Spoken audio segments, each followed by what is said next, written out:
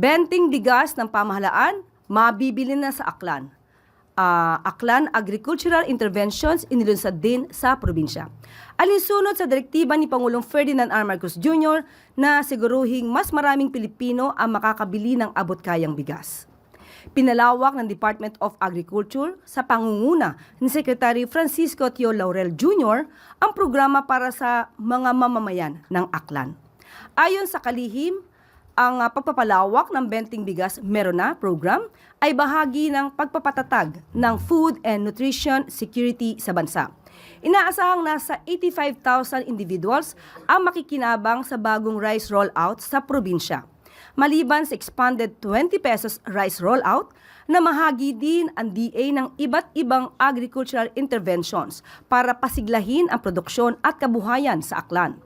Aabot sa 75 million pesos ang halaga ng assistance na ipinamigay gaya ng tractors, harvesters, farm inputs, seeds and fertilizers, crop indemnity checks, composting facilities, renewable energy systems, trading capital at fishing boats.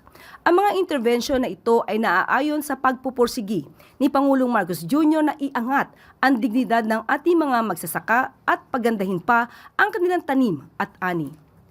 Masustansya at abot-kamay na pagkain, mas masiglang sektor ng agrikultura, ilan lamang ito sa mithiin ng Pangulo para sa bagong Pilipinas.